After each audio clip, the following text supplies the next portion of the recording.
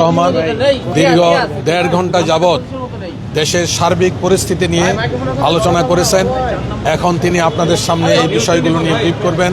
আমি অনুরোধ জানাচ্ছি আমাদের সম্মানিত আমির জামাত ডাক্তার শফিকুর রহমানকে আপনাদের সামনে আজকের সিটিং নিয়ে আলোচনা ব্রিফ করার জন্য। আর আপনারা সাউন্ড করলে আমার সাউন্ড লুকিয়ে যাবে ভাই। ভাই আর কেউ কথা বলিয়েন না, প্লিজ প্লিজ আর কথা বলিয়েন না, এমনিই ঠিক হবে। একটু ধৈর্য ধরেন, একটু ধৈর্য ধরেন। আসসালামু আলাইকুম রহমতুল্লাহ।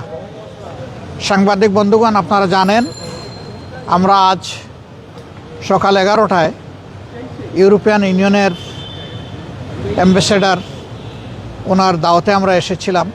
এখানে 8টা দেশের যারা রাষ্ট্রদূত তারা ছিলেন এবং তাদের সহকারীরাও এখানে সহযোগীরাও ছিলেন। তারা মূলত বাংলাদেশের বর্তমান পরিবেশ পরিস্থিতি নিয়ে কথা বলেছেন। আমাদের কাছ থেকে কিছু গুরুত্বপূর্ণ বিষয় জানতে চেয়েছেন। তারা জানতে চেয়েছেন ইলেকশন ফেব্রুয়ারিতে যেটা হবে সেটার জন্য আমাদের প্রস্তুতি কী রকম আছে। একই দিনে সাধারণ নির্বাচন কি ভাই রাখেন না একটু, সাধারণ নির্বাচন এবং রেফারেন্ডাম যদি একই দিনে হয় সেখানে কোনো প্রবলেম হবে কিনা। আমরা বলেছি যে আমাদের দেশের মানুষ ততটা এখনও কনসাস না, এই জন্য একই দিনে দুটো নির্বাচন হলে দুটা নির্বাচনে ক্ষতিগ্রস্ত হওয়ার আশঙ্কা আছে, ভোটার টার্নওভারও কম হতে পারে। এই সমস্ত কারণ সামনে রেখেই আমরা বলেছিলাম দুটো নির্বাচন আলাদা আলাদা হওয়া উচিত। সেই দাবি এখনও আমাদের আছে। সরকার ইচ্ছা করলে সেই দাবি এখনও বাস্তবায়ন করতে পারে। তারা আরও জানতে চেয়েছেন যে পিআরের ব্যাপারে আমাদের অবস্থান কী। আমরা বলেছি যে পিআর আমাদের দাবি, আমরা এটা জনগণের জন্য করেছি, দলের জন্য নয়। এমনকি আমরা যদি জনগণের ভোটে নির্বাচিত হয়ে আল্লাহর ইচ্ছায় ক্ষমতায় যাই, ক্ষমতায় তো আমরা বলি না, দেশ সেবার সুযোগ পাই, তাহলে আমরা তখনও পিআর বাস্তবায়নে আন্তরিকতার পরিচয় দেব। তখন এটা হবে না যে আমরা তো জিতে গেছি, এখন আর পিআরের দরকার কি। অতীতের যে কালচার এটাকে আমরা পাল্টে দিতে চাই। মানুষ এখন অনেক রাজনৈতিক দলের কমিটমেন্টের উপরে আস্থা রাখে না, বলে যে আপনারা আগে তো গিয়েছেন ক্ষমতায়, আমরা দেখেছি আপনারা তো কমিটমেন্ট রক্ষা করেন না। এই যে একটা ব্যাড কালচার হয়ে গেছে, এটাকে পাল্টানোর দায়িত্ব কাউকে না কাউকে নিতে হবে। সেই দায়িত্বটা আমরাই নিতে চাই, আপনারা দোয়া করবেন। তারপরে তারা জানতে চেয়েছেন সমাজের বিভিন্ন অংশের মানুষের প্রতিনিধিত্ব কিভাবে হবে, সকল মানুষের সিকিউরিটি কিভাবে নিশ্চিত হবে, রোহিঙ্গা সমস্যার সমাধানটা কিভাবে হবে, এ নিয়ে আমাদের কি চিন্তা ভাবনা। নির্বাচন পরবর্তী সময়ে যদি আমরা নির্বাচিত হই তাইলে প্রথম 100 দিনে আমাদের জনগণের প্রতি কী বক্তব্য থাকবে, কী করণীয় থাকবে, এই বিষয়গুলো তারা আমাদের কাছে জানতে চেয়েছে। তো আমরা বলেছি যে আমাদের সব কিছুই ফ্রেম করা আছে, আমরা ওয়ান টাইম যখন যেটা প্রযোজ্য সেটা আমরা সামনে রিলিজ করব।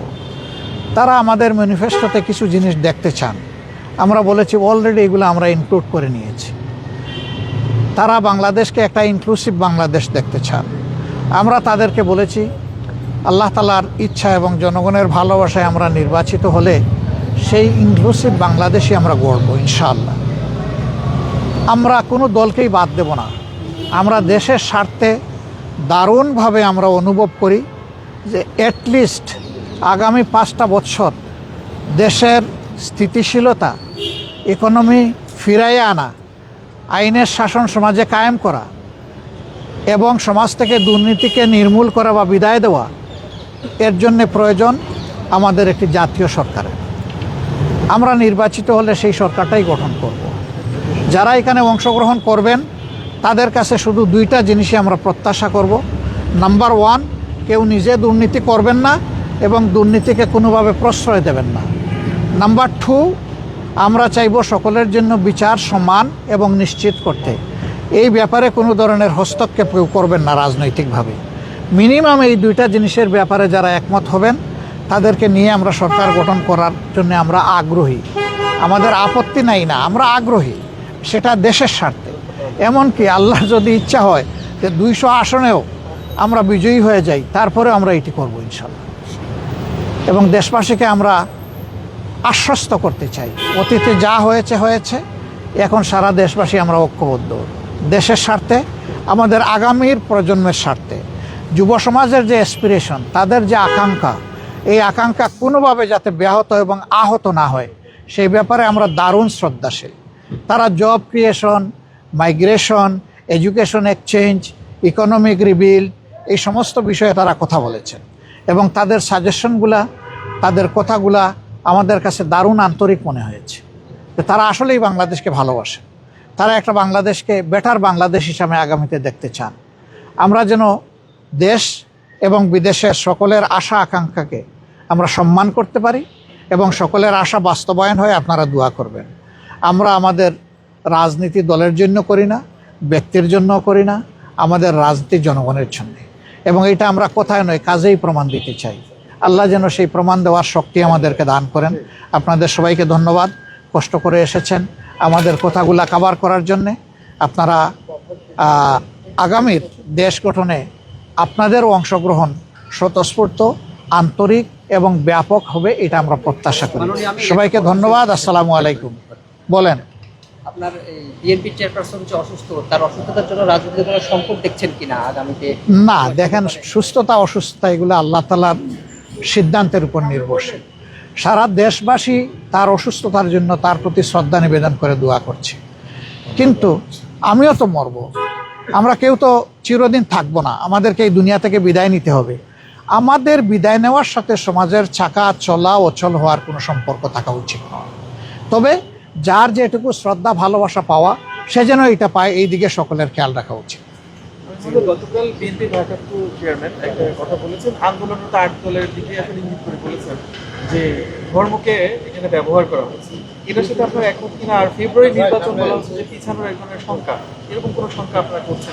আমরা ধর্মকে কখনো ব্যবহার করি নাই, করব না। ধর্ম আমাদের চিন্তার অঙ্গ, আমাদের কলিজার অংশ। আমরা ধর্ম নিয়েই কাজ করি, আমরা ধর্মকে ব্যবহার করি না। ধর্ম ব্যবহার করলে কে করে সেটা আপনারা ভালো বুঝেন। ইলেকশনের সময় নতুন করে যারা বেশি বেশি নামাজ শুরু করেন, টুপি পরেন, তসবিহ হাতে নিয়ে ঘুরান, ধর্মকে তারাই বোধহয় সম্ভবত ব্যবহার করেন। আমরা কিন্তু সারা বছর তসবিহ হাতে নিয়ে ঘুরাই না, তসবিহ বুকে নিয়ে ঘুরাই আমরা। এবং আমরা আমাদের কাজগুলো আমাদের বিলিফের আওতায় করতে চাই। এখন যে যেভাবে বুঝেন এটা তাদের ব্যাপার। আর আমরা ইলেকশন পিছানোর কোনো সুযোগ আছে মনে করি না, উচিত নয় মনে করি। আমরা মনে করি যে ফেব্রুয়ারির ঘোষিত এই টাইমলাইনের ভিতরে নির্বাচন হওয়াই দেশের জন্য একান্ত প্রয়োজন। এর সামান্য কোনো ব্যত্যয় ঘটলে দেশ দারুণভাবে ক্ষতিগ্রস্ত হবে, এবং কারো দ্বারাই দেশ ক্ষতিগ্রস্ত হোক এটা আমরা চাই না। ধন্যবাদ সবাইকে, ভালো থাকবেন। এদিকে ধন্যবাদ আপনাদেরকে। আসসালামু আলাইকুম।